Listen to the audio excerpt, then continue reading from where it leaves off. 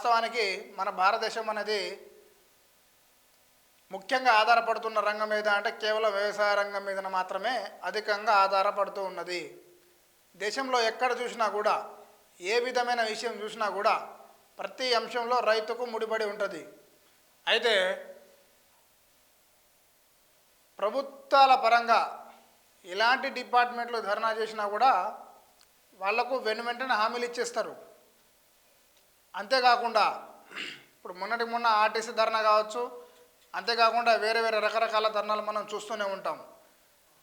ఈ దేశం మొత్తం మీద కేవలం పట్టించుకొని ధర్నాలు ఎవరయ్యా అంటే కేవలం రైతులది, నిరుద్యోగుల ధర్నాలు మాత్రమే ప్రభుత్వాలు పట్టించుకోవు. మిగతా ఎలాంటి ధర్నాలు ఉన్నా ప్రభుత్వాలు పట్టించుకుంటాయి, వాళ్ళ సమస్యలను పరిష్కారం చేస్తాయి. నా అంచనా ప్రకారం, నా ఆలోచన ప్రకారం రానున్న రోజులు ఖచ్చితంగా రైతులదే. ఎందుకంటే రానున్న రోజుల్లో రియల్ ఎస్టేట్ వల్ల అనేకమైన భూములు సాగులోకి రాకుండా పోతున్నాయి. సపోజ్ మన తెలంగాణలో చూసుకుంటే నూతన జిల్లాల ఏర్పాటు వలన అనేక జిల్లాలలో ఉన్నటువంటి భూములను రియల్ ఎస్టేట్ చేసి ప్లాట్లుగా చేసి అమ్మడం వలన కొన్ని వేల లక్షల ఎకరాలు సాగు నుండి తొలగిపోవడం జరిగింది.